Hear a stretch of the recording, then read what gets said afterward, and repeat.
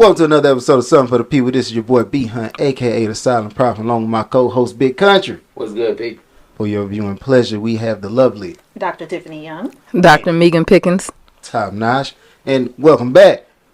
This is DJ. What's good, man? I'm glad I'm back. Top Notch. So we got two doctors in the building. We moving up, fam. oh Lord, You know, you got somebody. Hey, if one of us fall down, hurt ourselves.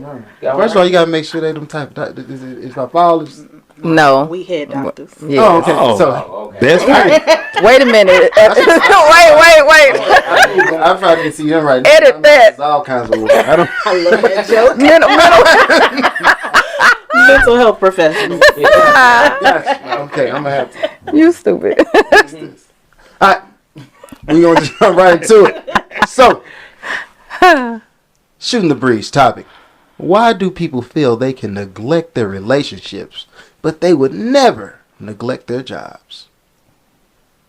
This is a good question that I was thinking about because I hear a lot of times out here, like a person will show up to their job consistently. They'll show up, even if they don't like their job, they'll show up, do everything that the manager tells them to do, even if they don't like their manager, however it is. But you're doing everything you need to for that job. Mm-hmm. But in something that you want to do, which is be in a relationship, you don't really show up a lot of times. I'm not saying everyone, but a lot of times out here, people don't show up for either their spouse or the person that they're courting or things of that nature. And I'm like, why? I feel like it all goes back to people are not built for delayed gratification. Mm. You already know it's clocked. Every time you go to work, you can basically like put it on a calculator and add up how much money I made. I know exactly how much money I made. I know exactly what I'm going to take home. I see the immediate benefit to coming here, not making my boss mad because I need to feed these people at home. Right. However, when you go home, it's not always instant. It's not like, oh, when I walk through the door, everybody going to be kisses and hugs and this and this. People living life. Like when I show up, hey man, sometimes I just want to walk through the door, go in the bed, and don't think it's not because I love everybody here. Yeah. But I'm tired. I just got through faking it for 8 hours. I need a recharge on just being in a space where. We was just talking about on our podcast the process. People don't fall in love with the process. So right. The beginning of a relationship and sometimes the end, depending on if you like that relationship or not, is exciting.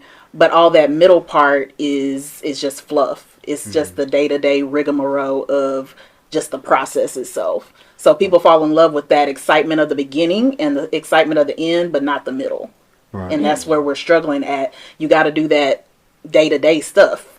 So, and for some reason, I think people think that relationships just fall into place. Just because I love you and you love me, we don't have to do anything to maintain that. We have the wedding and that's it. Right. And so they're not intentional about the actual relationship and making time for it. It's just like I'll fit it in between work and everything I do, everything else I do. See, that's that fantasy role that I keep hearing people like the fairy tale.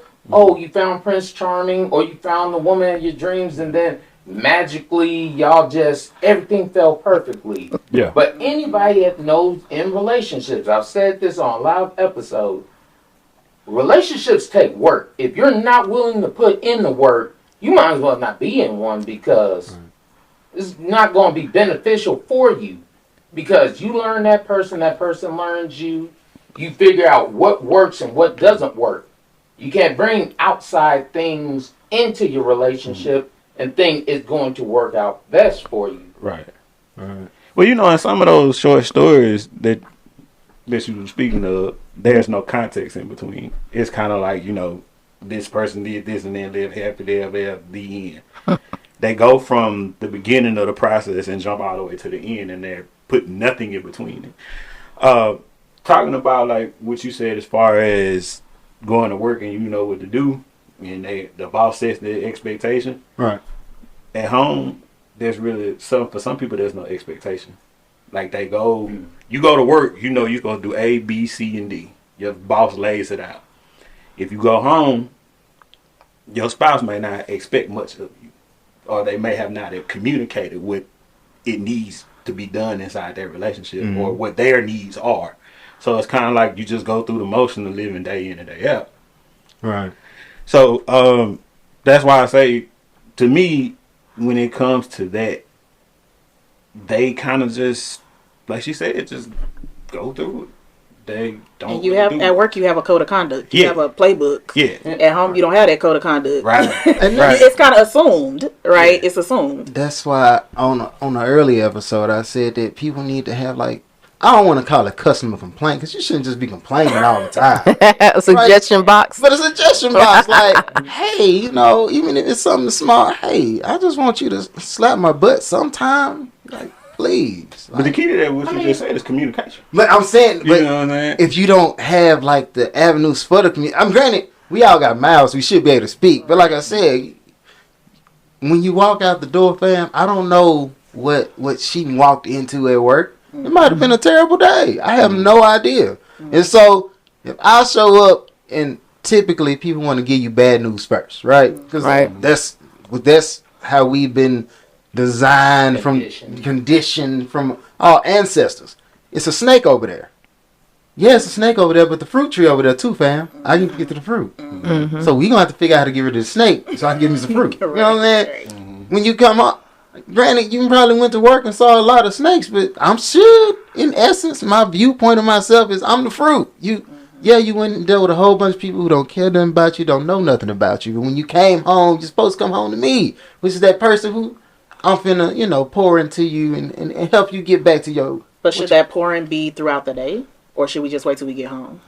Well, because if I'm checking in throughout the day, then I know he's had a bad day.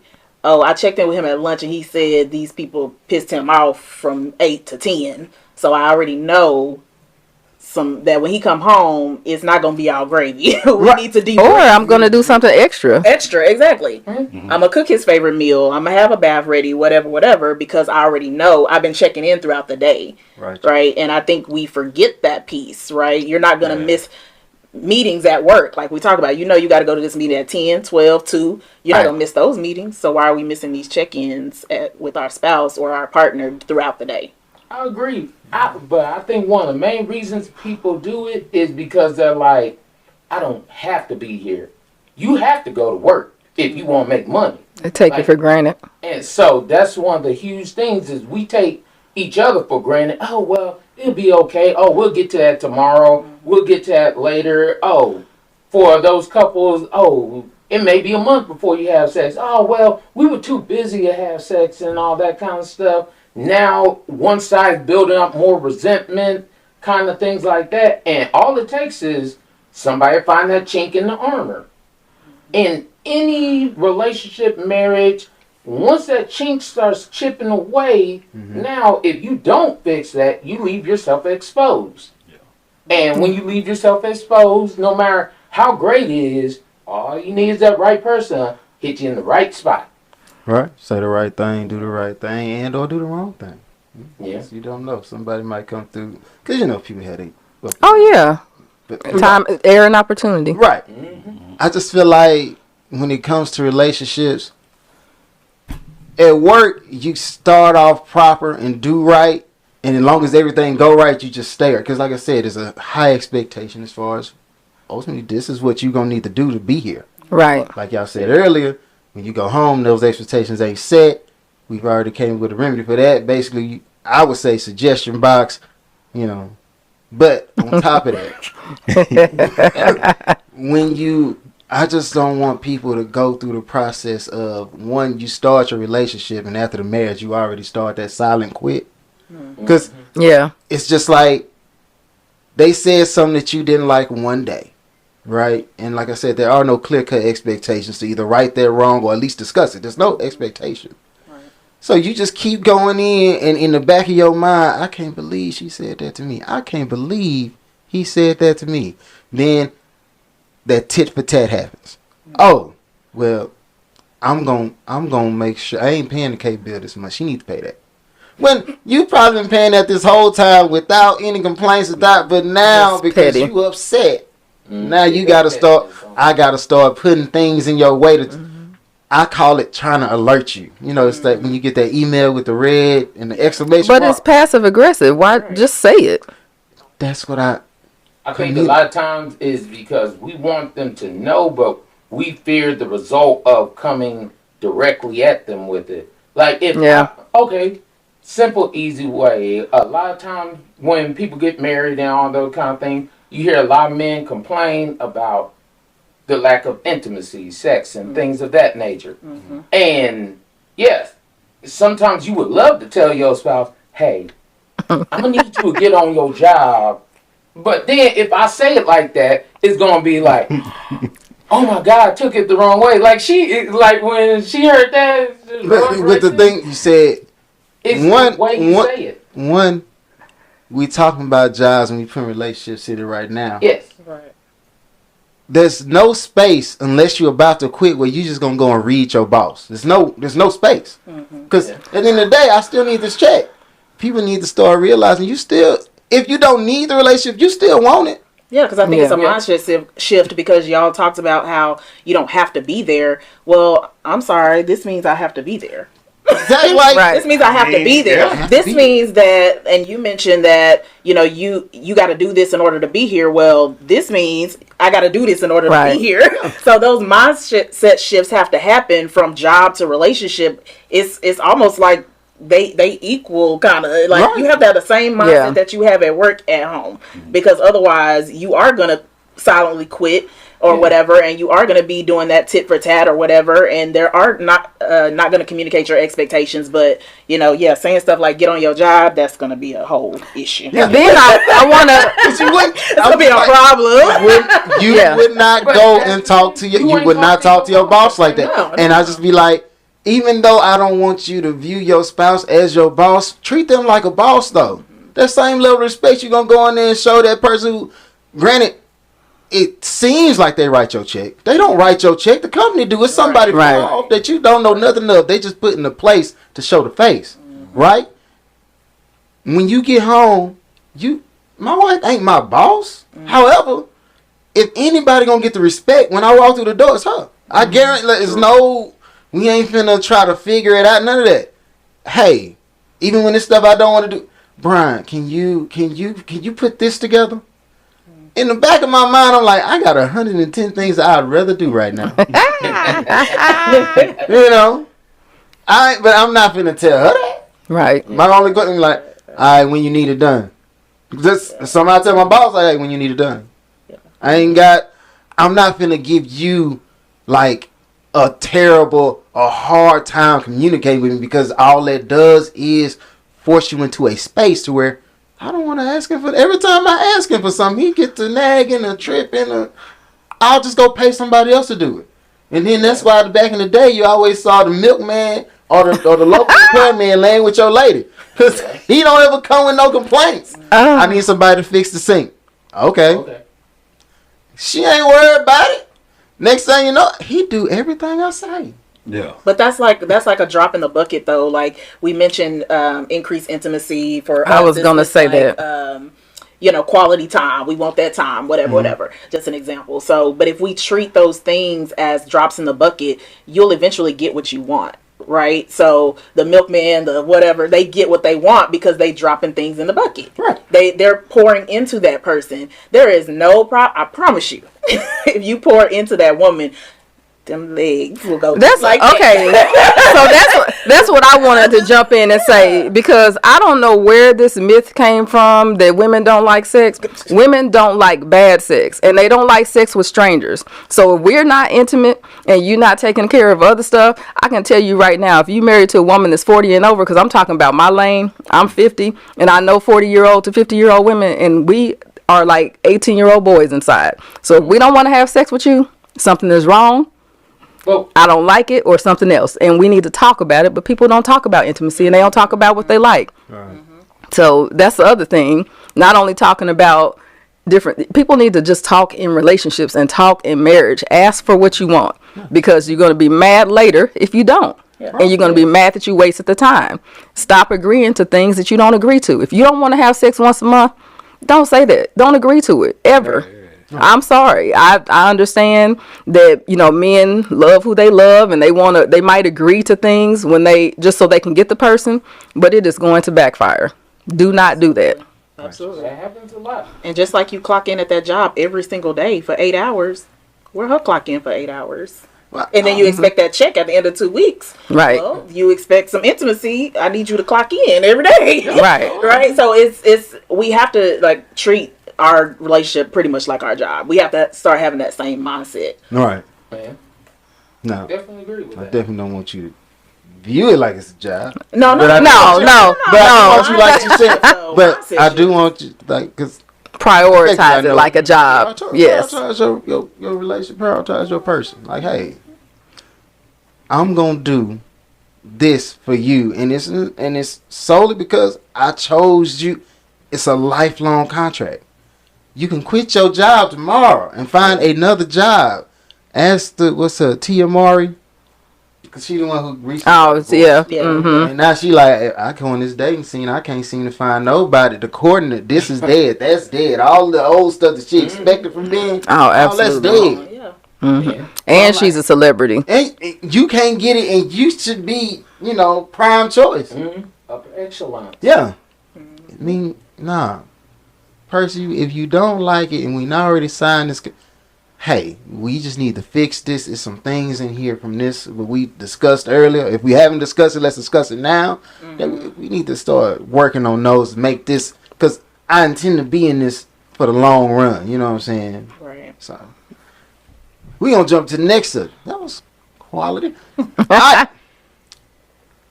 Oh, well, it goes straight to You Won't Believe This. So should we go to Just So You Know? You want to go You Won't Believe This? Whichever way you want. We going to go You Won't Believe This. And You Won't Believe This is brought to you by... As always, love to shout out my beautiful wife. Love you, baby.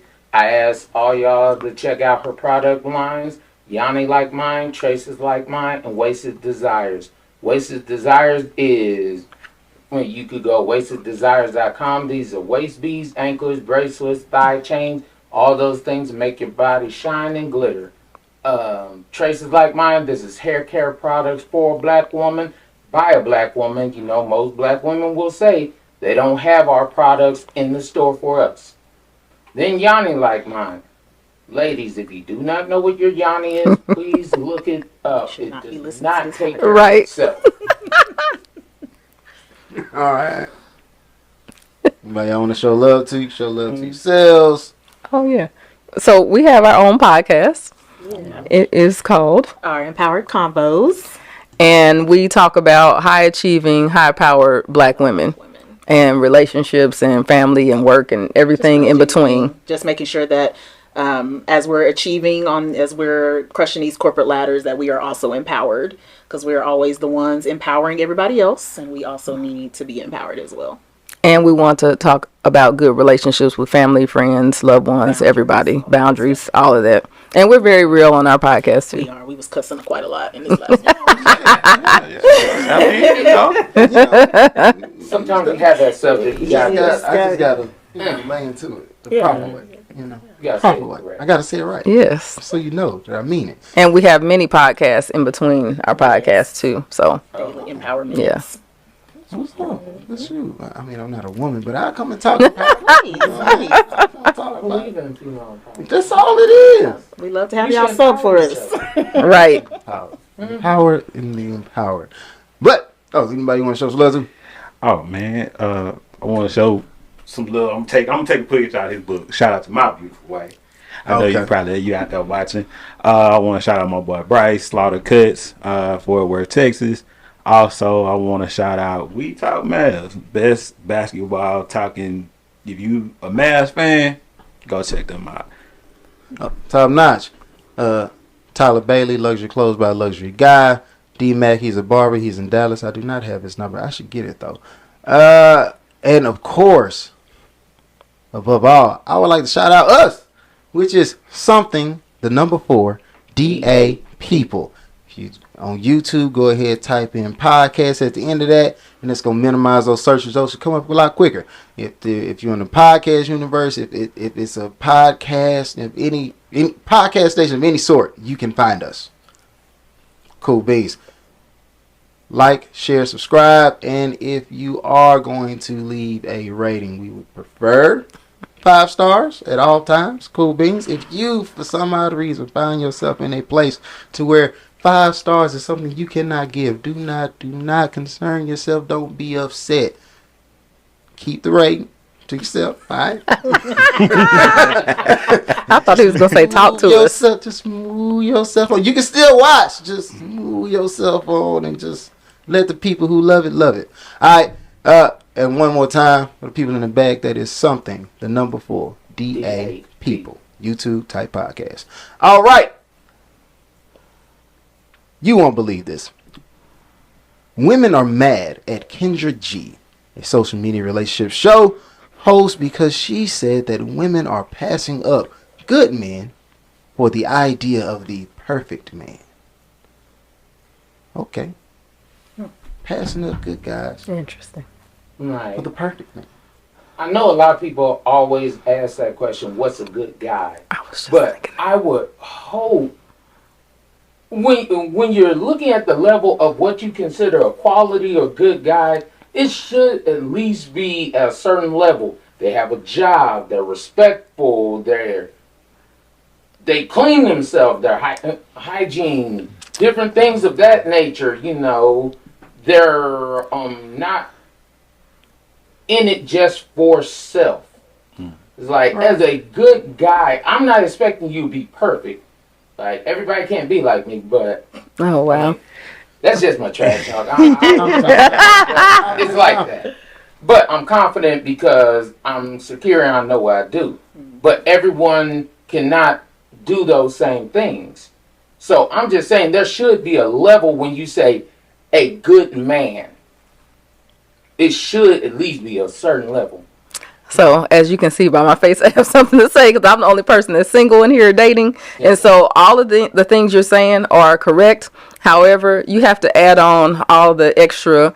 There's this whole hookup culture, poly thing I can share. And so, people will say, well, he's a good man, you should accept him even though he sleeps with 5 other women, or even though he is married, or even though he is separated. So that's where I think it comes in, because good is subjective. So yes, those are all good qualities, but it's like the expectation is that if you have like one non-negotiable or whatever, then you want them to be perfect. So that's where I think that comes in. At least that's been my experience. So it's like, oh, he's perfect. He does whatever, you know. So what that he, you know, You got like 6 kids. right? Yeah, all of that kind of stuff. And so, I mean, in the scheme of things, I'm not saying that it would necessarily remove somebody like the kids or whatever, but it's like how many baby mamas who I got to deal with. You know, there's other things to it. So it's a lot more intricate than just being a good man, because good is a subjective term. Same thing for women, because I'm not saying we're exempt either. True.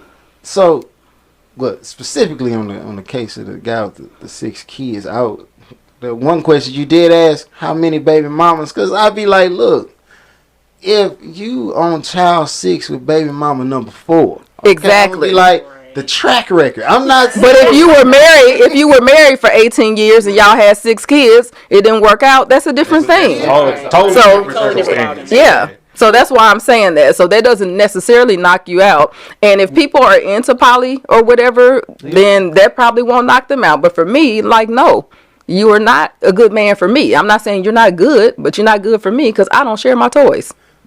So And like she said, the term is subjective, because what may work for one may not work for the other. So you can, and then also sometimes a lot of us think that we're good men on certain qualities, and at the same time they not all that great. You know what I'm saying? Like, you be like, okay, I pay the bills, I take care of this, I'll buy you what you want and all this, but you can treat it like trash once you get them. exactly. You know what I'm saying? So like, it's very subjective. And I mean, And those qualities that you just mentioned, those aren't impressive to a high-powered woman, right? That we making our own. So, okay, great. You paid the bills. You bought me what I wanted. I could do it too.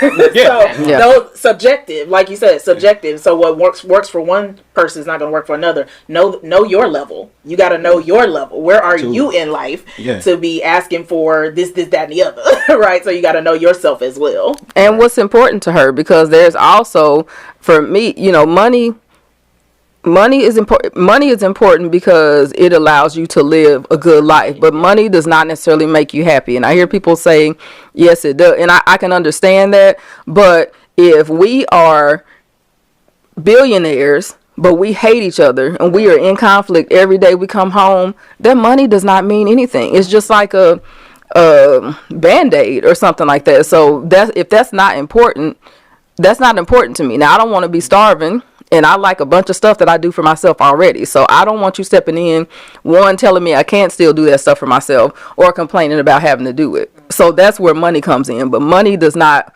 motivate me like that, in the sense that, I'll just date you because you have money. Like, if you're an asshole, you can go to the back of the line and be rich.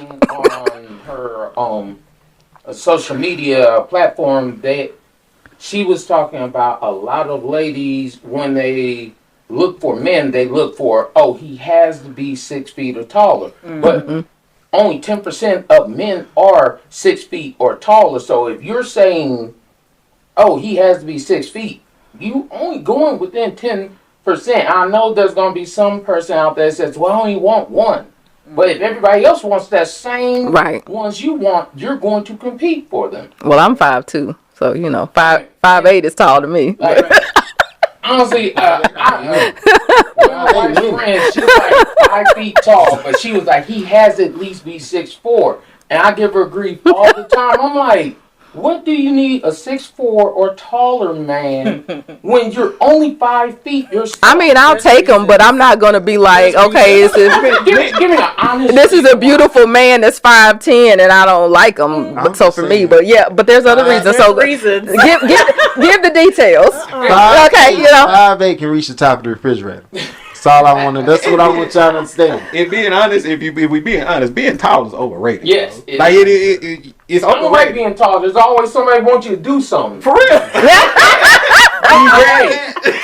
Because you definitely. I'm short, so I'm like, yes, go get that, please. Like every time I go to the store, it's always the elderly lady. When I go down an aisle, excuse me, could you get that? No, not that one. The one in the very back. Walk by, and then they'll come tap you on the shoulders. Young man, can you grab this for me? I can't reach it. Of course, I'm not gonna tell you. You ain't gonna be able to do it. I would just like to insert myself. That's happened to me as well.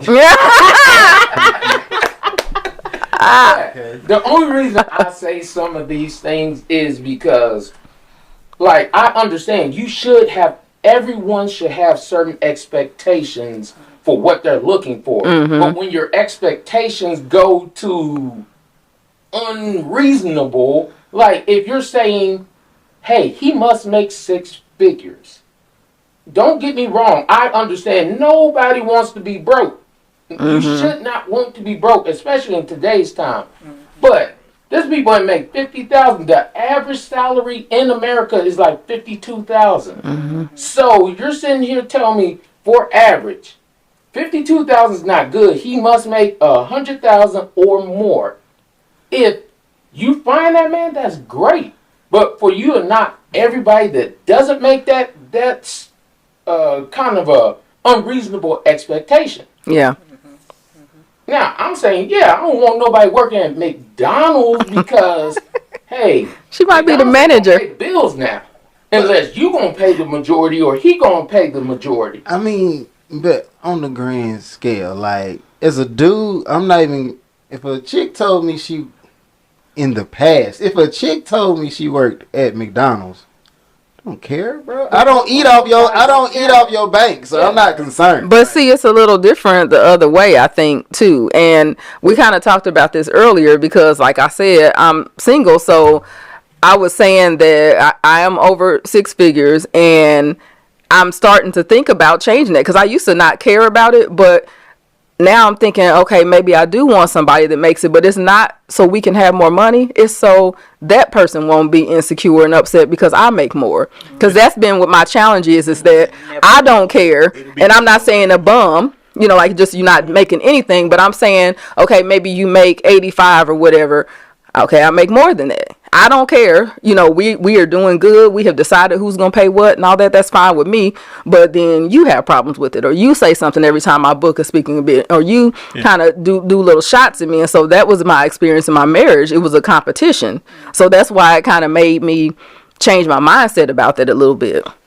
I mean, and the only reason I bring it up is because I guess money has never been the expectation of why I want to be with a woman or not.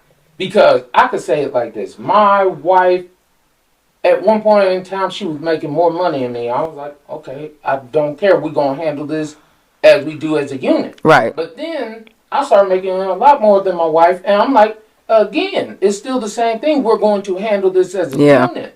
I don't understand why there's men out here, because at first I was like, are there really men out here that insecure? Absolutely. Mm-hmm. Because I was like, as long as you're not throwing what you're making in my face, exactly. I don't care. But men assume. And he said earlier, he said ego. It's an ego. It's pride and it's ego. And what other people think too, because that pride, That's why For example, if me and you talking, and I be like, oh well, you know, my wife make a little bit more than me. Oh, dog, you not taking care of your house, right? You letting her, you know, dictate what's going on here. You feel like you less of a man because your boys is clowning you about your woman making a few thousand more than you make. You know what I'm saying? And like for me, I ain't got no shame in it. My wife make more money than me right now. I do social work, so you know we don't really make that much. But she make more money than me now. I could care less. Yeah, I'm secure in it because we live in a life that we want to live, and she good, I'm good. It don't make no difference. Right. And that's how I look at it. It's like as long as we doing for each other. Now it's different if, let's say, you making 100,000 and I'm making like 40,000, and you keep throwing in my face, oh well, you're not making money. That I could see would be an issue. Right. Mm-hmm. But other than that, I don't care. Like, baby, spend your money. I'm gonna do what I need to do with mine. If we have to come together, cool, we come together. But if I can, again, I pay the mortgage on my house. It's not because I want to boast that I paid the mortgage. It's because I'm like, hey, let me take care of this.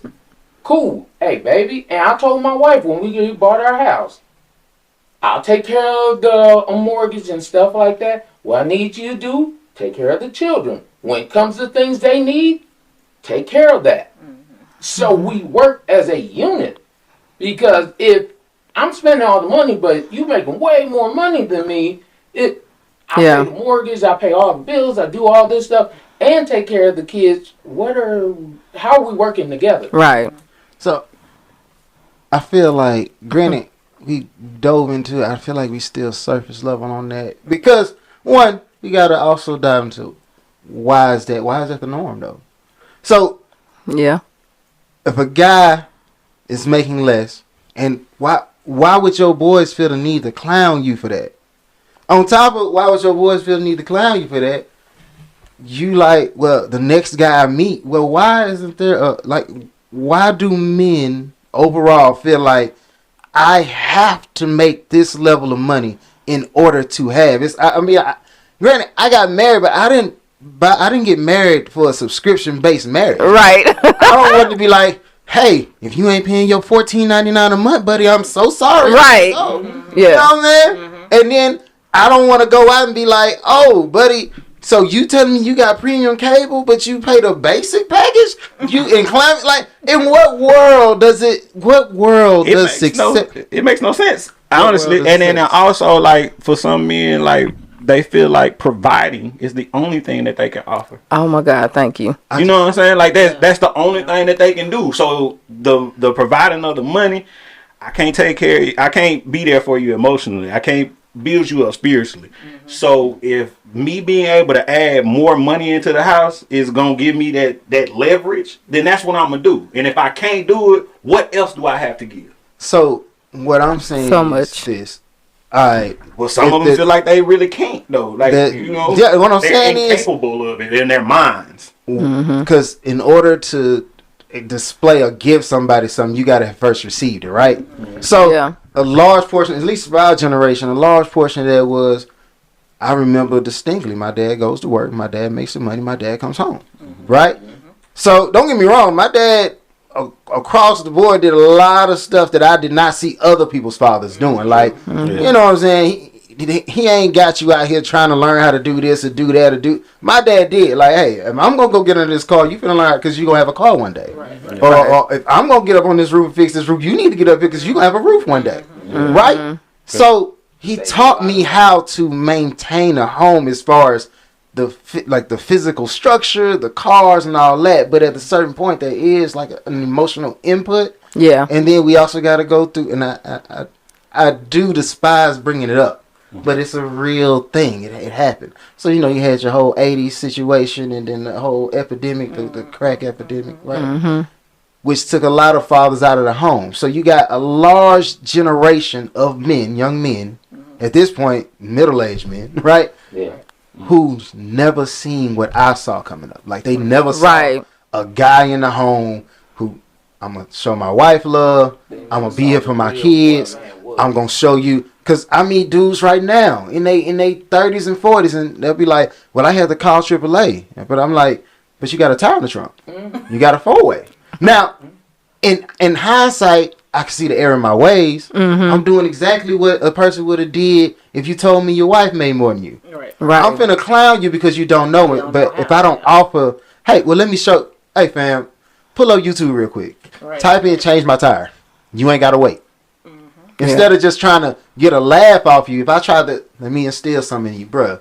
Everything is somebody who went through what you went through. You can get through that. Go ahead. I think that like you talk about surface level going deeper. There's this tension between black men and black women. There just is, and I don't know what that is. And it's this age-old conversation of submission. It's this age-old conversation of competition. There is some rift between us that we're not resolving, and it's getting worse and worse and worse as we get into the social media culture. And so, we talk about money. My dad did as well. He was a provider, Dallas sheriff for years and years and years.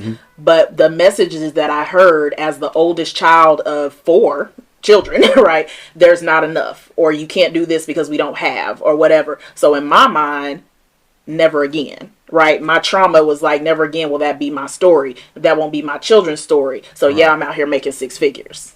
Right. So that's the, so people grow up with different traumas, and that's how those messages get to us. So yeah, I am out here making 6 figures because that won't be my child's story. Right. So, but to get deep, there is this tension between black men and black women for some reason. I don't understand the whole thing with submission, because what I'm saying is, whether you take it biblically or whatever, the Bible says, submit yourselves one to another. Thank you. So that means you submit to me, I submit to you. Husbands, love your wives as God loved the church and gave himself. That means I'm willing to die for my wife right now. That is submission. Like, I will give it all up right now. I'd rather me not eat than my family not eat. If it's one piece of chicken and, hey, look like I ain't eating today, because they're going to eat.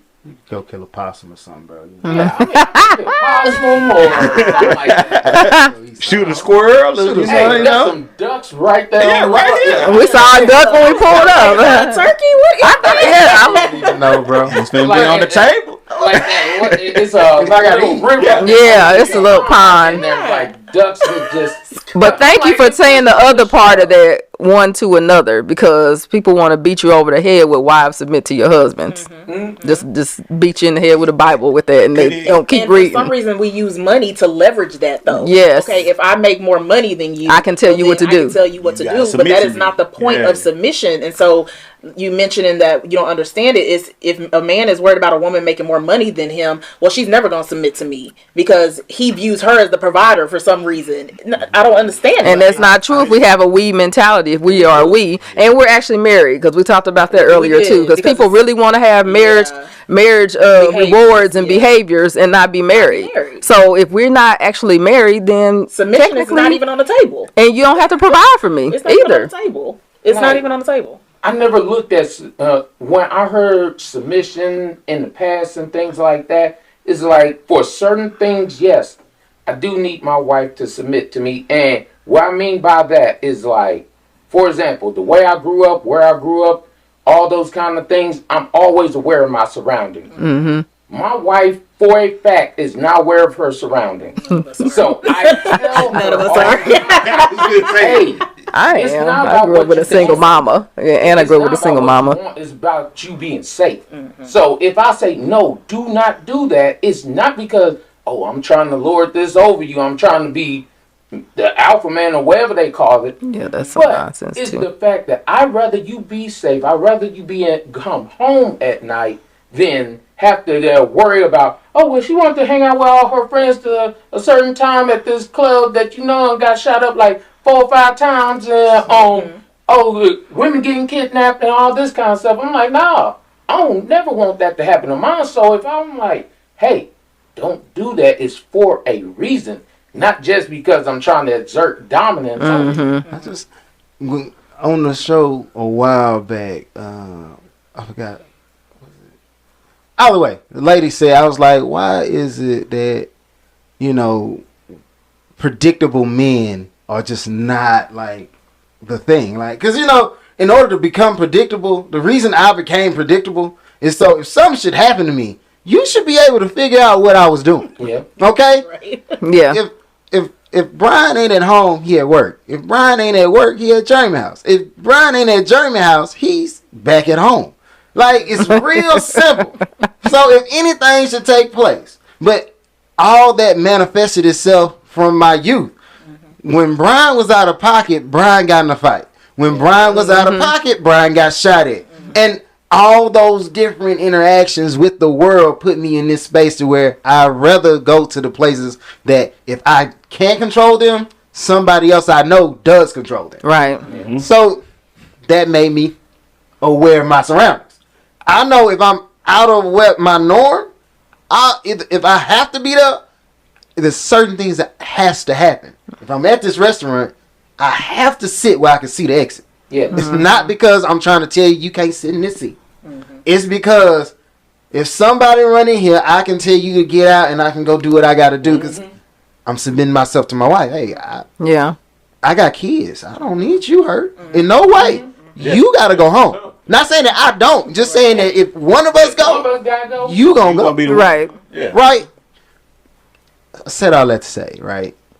I feel like the term submission over time, and I really feel like a large portion of this comes from the media and from different people and cultures that are not ours. Like, right? Hey, because we black women always worked. Right. You know what I'm saying? Even if they were at home, my great grandmother had 16 kids, never worked a day in her life. Raised chickens, sold eggs, did like all kind of stuff in the house, made clothes. So she worked. And that was not seen as less than. It wasn't like, oh, you're just a housewife kind of thing. We have always worked. So that some of this, our problem is European culture being pushed on us. That is not our culture. Absolutely. Exactly. Yeah. Like, we've always been I'm sorry. No, you good, but that's the point that I was gonna throw that out there. There are concepts about how our lives went that don't apply to us. Yeah. Right. And we trying to take those and mold them into something that we don't subscribe to. Yes. Right. So like we just that European style of submission, we've taken that context, made it into something that's been glorified through media. Yes. And we try to push it on people that didn't grow up like that. Yeah. Yes. Like the average person that you know, if you at your house and you got a 2-parent household, you didn't see that type of domination and submission in your house. Yeah. But why all of a sudden now that you're an adult, you want to subscribe to. I gotta push that on. I gotta push this narrative because I gotta keep up with the people that are out there in the media. I gotta keep up with it because if I don't, I look less than. Yep. And it don't make sense. It doesn't, because we've always had big mamas who were the matriarchs of the family and held us together, even in Africa. I mean, the women are dominant. So I don't know why we're so upset, with this concept, and why now, like you said, those European concepts are being pushed on us.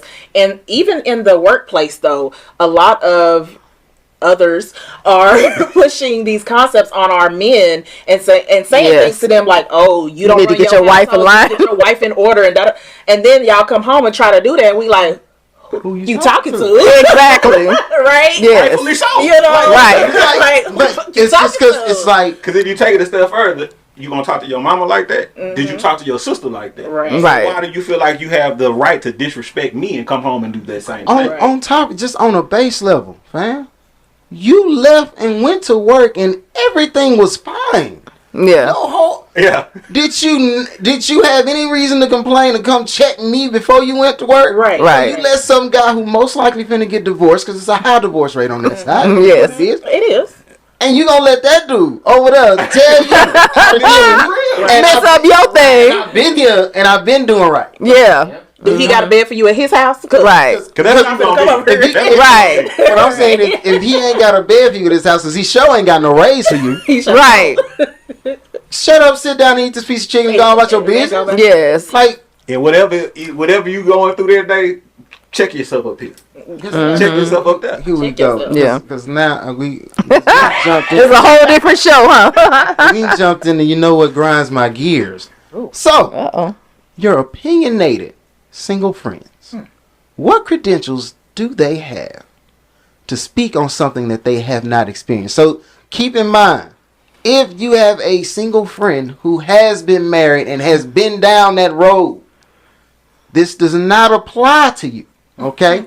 You have working experience in my realm to then speak, because at that point you got advice. I can tell you what caused mine to fail, Yes. and I can help you avoid Tell it. my As clients a that. married woman, as a married person, yes.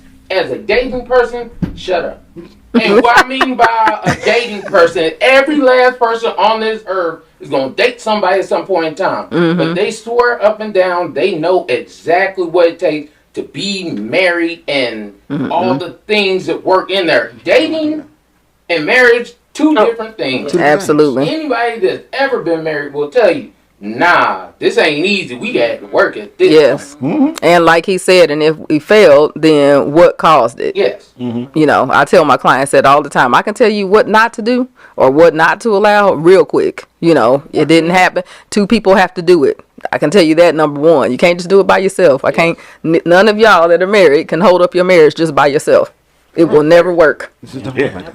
So that's why I just look at it as, if you're married, surround yourself with wise counseling. Yeah. Other people that have actually, not the fake and shake, because if you only married on paper, that's not real marriage.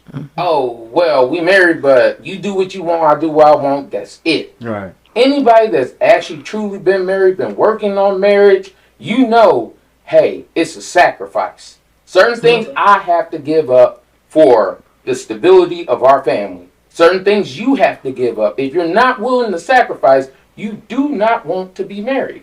Yeah. Right. And if you are someone who cannot relieve yourself of your ego, please don't go down this road, okay? Like, at a certain point, everything about you gets tested. Everything.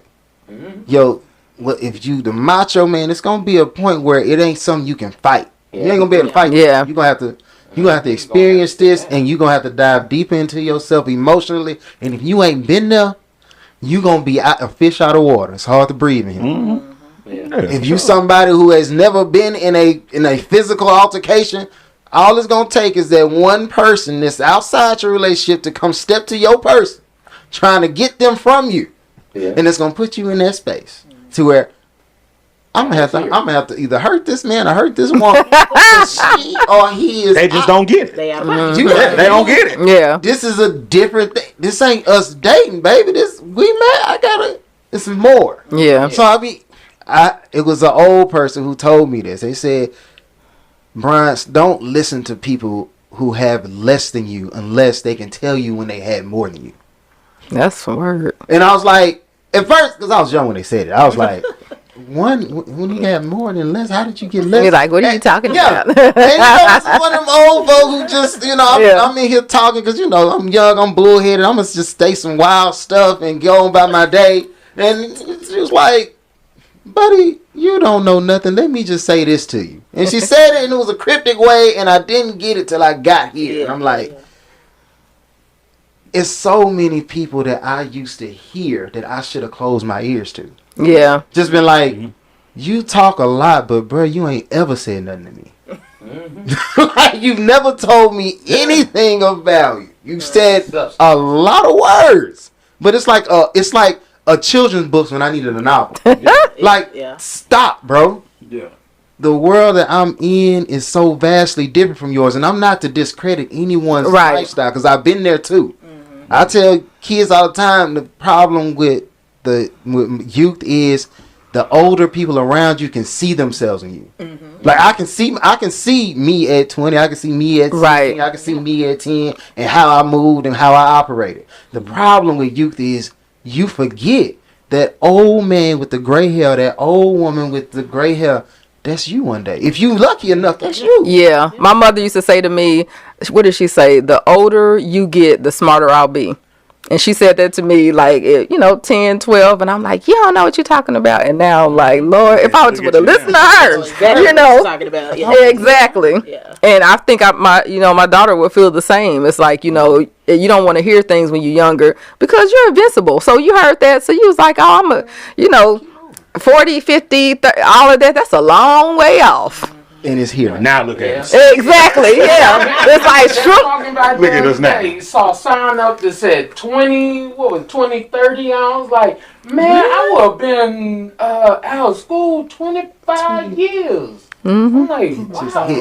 I mean, it punches, it kind of like, it's a blessing for one. It is. It's a blessing, but it punches you in the face when you see how far along you done came down this road. Right. Because it's like, it definitely makes you not waste time because, like I said earlier, I turned 50 last year. My birthday's in December. I'm like, what happened to my year?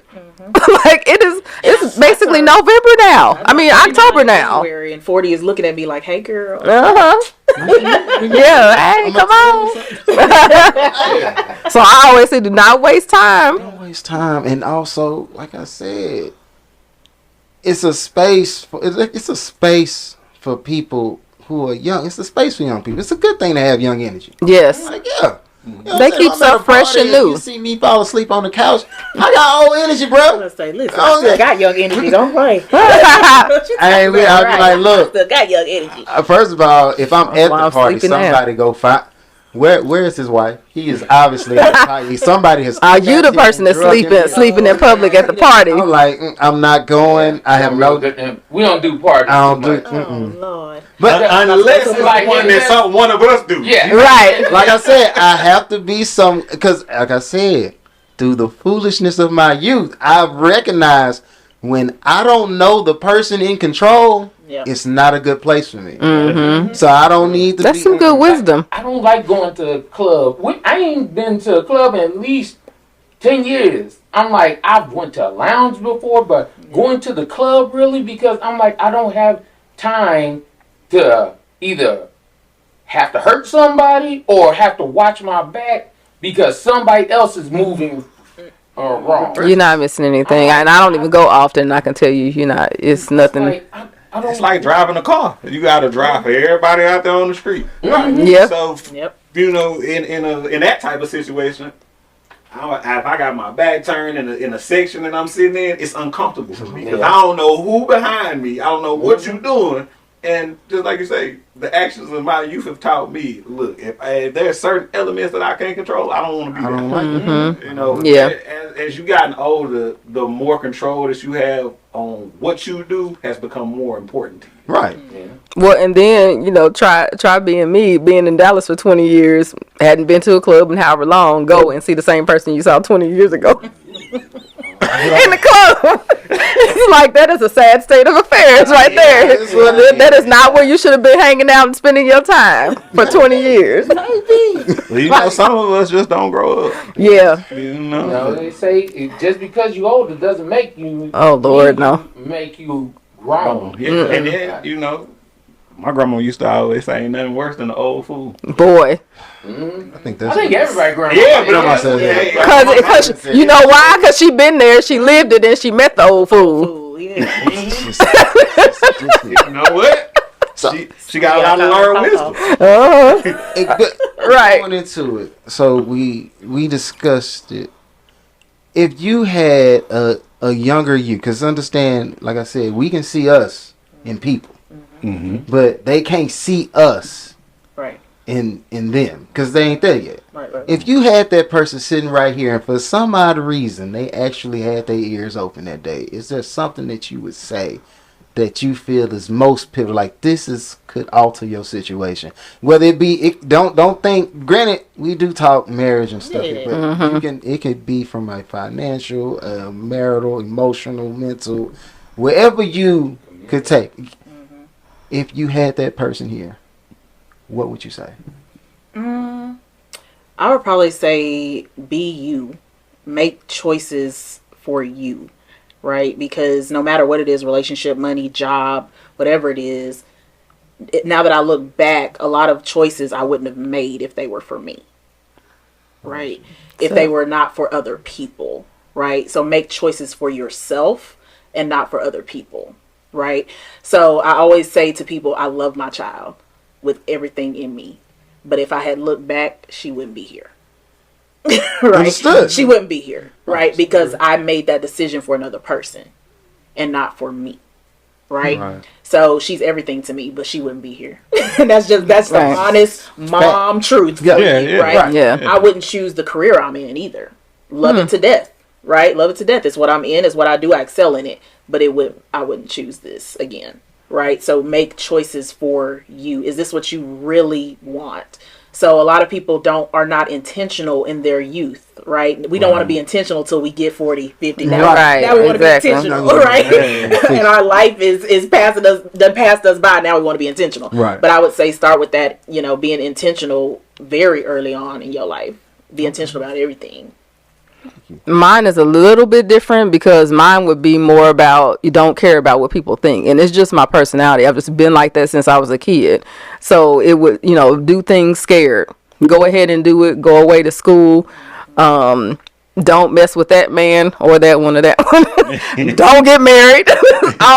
Not to that person. Right. I would say all of that. And really, like she said, make choices for yourself. And you don't have to have money to do everything. Like I would have been traveling. I travel now, but I feel like I should have done that and taken my kid to all the places I got taken to because I didn't need to be a millionaire to do that. I was just always so scared about everything and fearful of failure. So going away to college is a big one. Like, leave your hometown. I think my kid wouldn't be here if I had gone away to college. Go 4 or 5 states over. Leave your hometown. But because of that, when my daughter was college age, she could not go to junior college. Yeah. I don't care if she would have had all F. She didn't, but I would not allow it. And she could not live at home.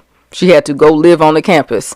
And it was her choice, but it was because I didn't get that experience because I did everything early. I had her early, all of that kind of stuff. So I was like, I don't want you to be me. So. Right. Well, I would say is quit trying to please everyone. The person you need to be working on is you. So be the best you can be and accept you for who you are. Because I realized in my youth, I was too busy trying to do too many things to please other people instead of figuring out the things that I wanted, the things that I needed, the things that were going to push me forward. Even when I realized I messed up on things, I still always was like, oh, well, as long as everybody else thinks I look this way, I'm good, instead of actually fixing the person I was and actually being good. So it took me a while before I actually got there myself. And then once I got to where it was like, this is me. I don't care who feels anything. I stepped into my own, stepped out of the shadows, never looked back. I would say everybody can't go. Everybody got a lane. Everybody got a lane, right? And I spent a lot of my life trying to pull people with me. Like, hey, bro, look, I'm going over here to do this. Come with me. You gon' like it. But at the same time, it's like some stuff just for you. Yeah. Like you got planes and you got rockets, right? When you get on a rocket going in outer space, it's very few people who have piloted a rocket because it's only the essentials. I need the pilot. I need the mechanic. I need the person who know how to land this thing. And everybody else, if you don't perform an essential function in this, you can't go. Right. And you got to be okay with being like, oh yeah, bro, we kicked it tough, real young, road dog. Except you can't road on this road, bro. You gonna stay here. I'm gonna go. I'll tell you what it was like when I get back. How about that? But I can't bring you because this is one of them trips. Yeah. Now, don't get me wrong. They're all plane rides in life. It's a lot of seats on the plane. If I'm going back down memory lane, high school reunion, perfect, bro. You need me to pick you up on the way? We can go back. Yeah. But on the way to what I deem is my success or whatever I'm trying to accomplish in life, I've recognized that at a certain point, if they're not essential to it, they just wait. You just holding it. Eventually, you gonna be the balloon that somebody gotta let go, because it's like that's the whole point. We all buy the balloon, but eventually we all know I'm not gonna hold this balloon for 2-3 days. Right. Eventually, it's either gonna pop, and we all gonna be sad, or I'm gonna let it go, and everybody's been that kid looking up in the sky like, I wonder where that went. You gotta let go. Everybody can't go. Yeah, I agree with that 100%. But I would tell them to give yourself grace. Give yourself grace, because I know for a long time growing up, and as a young adult, achievement of certain things was just so important to me. And when I didn't get there, I would be super hard on myself. So give yourself some grace and give yourself time to get to the level that you want to get to. We all not going to get there the same day or the same month or the same year. And of course, disappointments happen sometimes in life, but don't get so hard on yourself and beat yourself up and feel like you'll never get there. Give yourself time to get there. Yeah. Top notch. With that, I think we can move on to our final topic. All right. This is just so you know. Jackson Police Department runs over a 37-year-old man, and his mother files a missing persons report 6 months later. The police department says that they buried him in a grave in a field.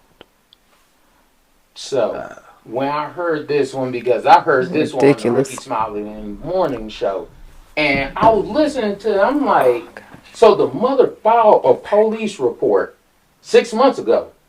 They couldn't find the child and everything.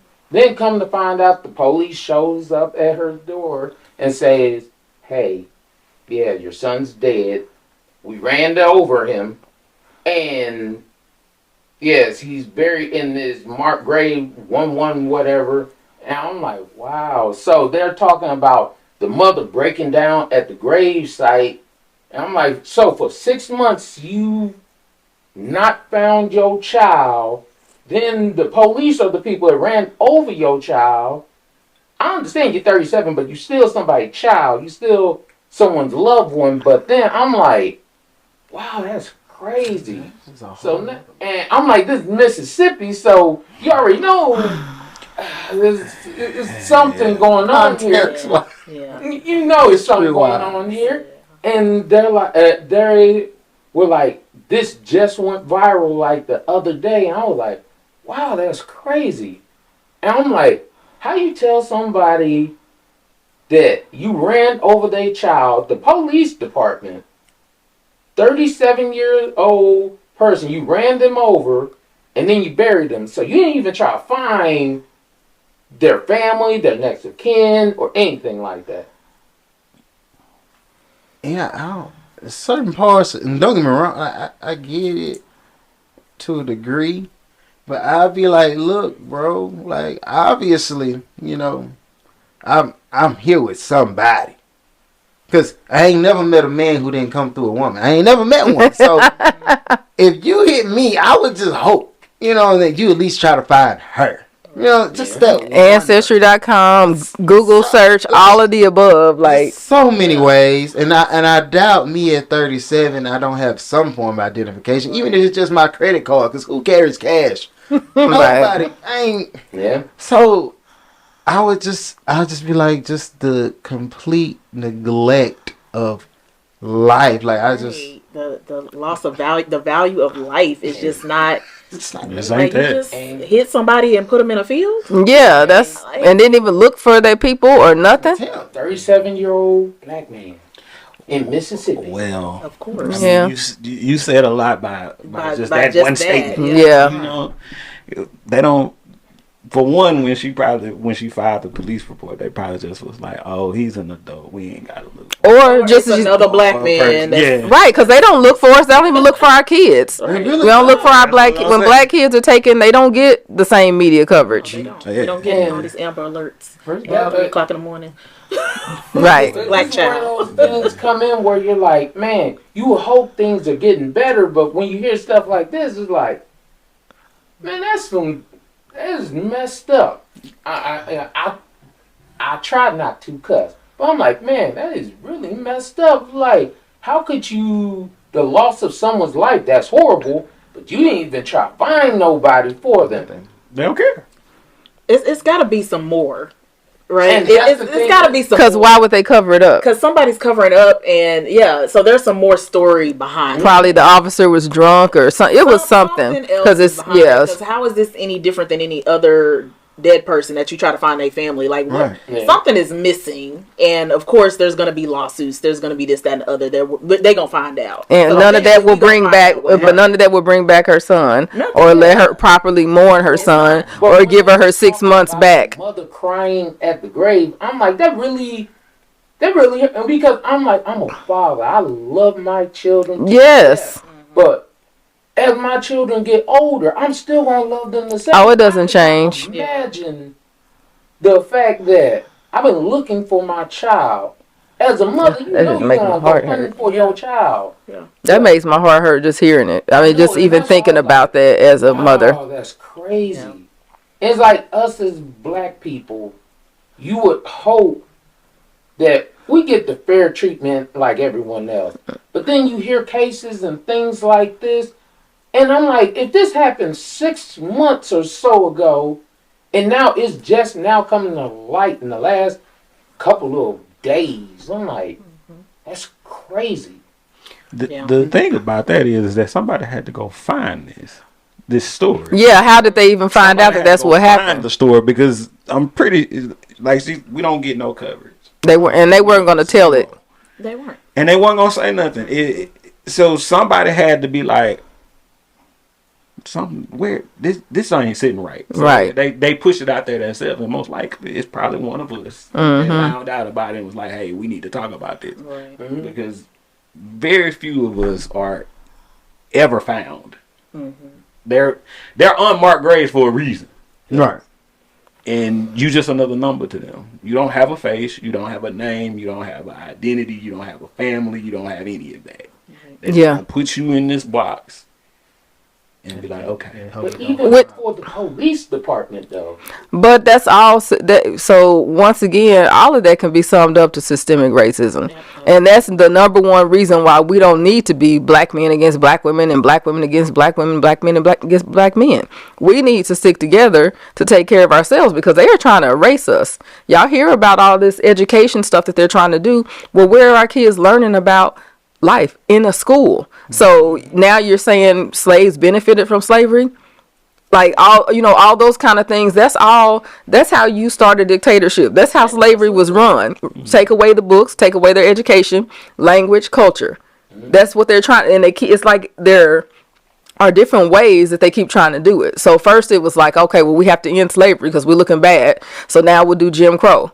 Okay, well, now we're looking bad. So let's get everybody in prison. Yeah. So now education. Yeah. If you think about it, you can see the plan.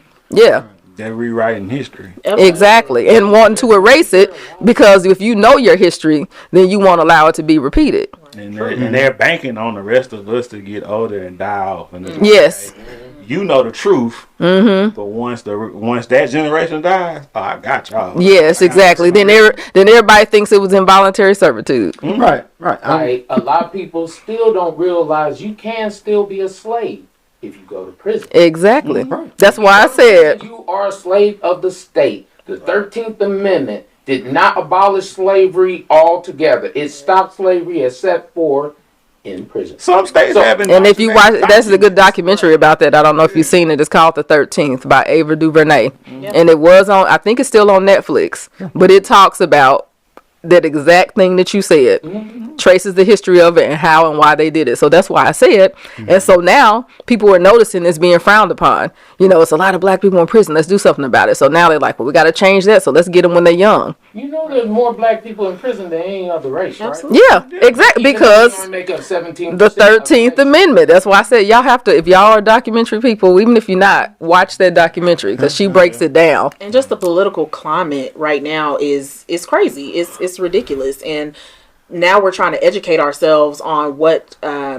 elections we should be voting in because we all love them. The presidential election is the main one when there's local elections going on right now that we all need to be voting in because they're making decisions about our lives and we don't know about it. Removing judges, doing all kinds of things that are for us. School boards. Most people don't understand. Congress is the people that make the laws.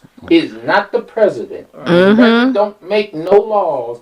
Congress makes the law. The president can sign a law in or he could veto it. If he vetoes it, then it's going back to Congress. And if they feel like they want to, they're still going to push it past. And we elect the Congress. Yeah. And those smaller divisions, so those city, all of that. That's why I tell everybody, I don't care if it's a dog catcher. I'm going to be voting. I vote for everything. Every election. But that's what, sorry, I'm going to say the last rabbit hole. But that's why a lot of times now, black people vote less than any other race. But then on top of us voting less, we don't understand our vote really does matter because we're like, oh, well, it's not going to affect nothing. If you could affect your community by voting, then you could affect basically the whole structure. I mean, it's been proven that if we were to actually do something, it could change things. Yeah. And it has been proven. Look what happened in Georgia. Yeah. They started putting laws in place to keep people from voting because they saw. Because they were like, man, they actually showing up. Yeah.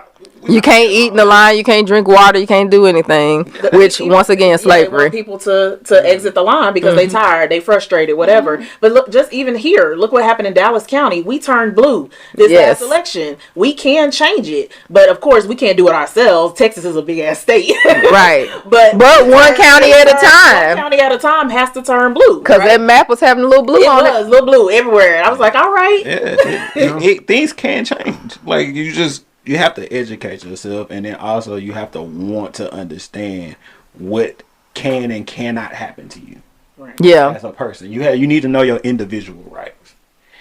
And a lot of us I feel like circumstances around us cause us not to care about those things, or think that it doesn't matter if we care. I think it's part of it too. A lot of it, I think, is people think that they don't matter, that their votes don't count, that the community stuff doesn't count because it's so pushed to do presidential election. But also, I think that's part of the system because they don't want you to know, what your vote counts. And it's like early voting now. You can go all day, every day, anywhere you want to go. The last time we did early voting, because I have 3 generations alive in my family, we always go vote together.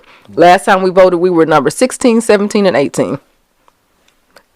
Out of the whole area precinct. that have voted that day, and it was 4:00. Ruining us, right? And who do you think social media is geared towards? Yes. It's another target at Black Americans. It just Black people. Period. I'm not even gonna say Americans. It is another target to distract us. That's what it's for. They give us a platform to speak our opinions and be loud and wrong, and we take it. We take it. And then these others. You said what you said. I'm sorry. They're looking at us like, yeah, we got them. So, my wife turned me onto this book, and I'm gonna, if it's all right with everybody, I'm gonna close out with this. Yeah. Cool. So, she turned me on this book called Post Traumatic Slave Syndrome. Right? Joy DeGruy. Yeah. Oh. Yeah. So I'm reading it right now, and I'm militant. It's crazy because it's like little things that I do that my mama did that I didn't even pick up on. Like my kids.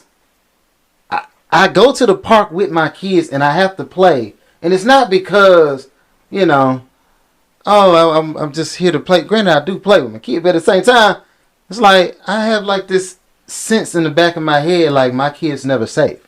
Like there's never a space where I'm like, look, somebody touch mine. I know I'm going to be there. It's like it's a lack of community, like across the board. They give the explanation, like this thing in the book, this example where this one kid is in the I think it's the bank, and he's just running rampant, right? And then this little black kid standing right there with his mom, and then she makes it to the counter, and he's like, "This is my opportunity," and he gets to running around, and then it was another black lady in line who, of course, corrects the child like, "Hey, you getting out of line? Get back in line." And so now the kid's fun is, but it's deeper than just trying to keep your kid like well behaved. It's more of like you are outside just saying you can't do what they do. That doesn't make you ain't gonna be safe if you do it. Yeah. But this other kid can climb over the counter, kick over papers, do it. So when it comes down to it, the other people can vote, but we rather you watch it because your vote. They always tell you your vote don't matter. You need to stay in your place. It's like the whole world has a place for us, except we the people without a country. Like, you can build America, you just shouldn't try to stay here. You can't go back to Africa because they don't view you as African anymore. Which is not entirely true. Which is not true, but That's the I'm a black man with a platform. Let me spew some ignorance. You can't go back there. Let's put that. You can go back. They want you to come back. Yeah, they're doing celebrations and everything. But all of them. The whole term, like I recently I've developed this like irritation with the term black, and not saying that I'm trying not to be black. I'm 100% black. I identify as black, but I forgot exactly what I was reading. It's not in this book, not the Post-Traumatic Slave Syndrome, but it's another book that I was reading. But effectively, they was explaining to me that how does a boat ride change your race? And I never asked that question. I never in my life asked it. Because it was like America. You hopped on a boat, you got pulled over to this country. Like somewhere between that, you went from African or whatever you was to a black person. And if you ask Mr. Nancy, that's the nice name for you. Yeah. Black. I'm gonna take black over colored. Right. So, in fact, I'm not gonna keep going because I can go forever.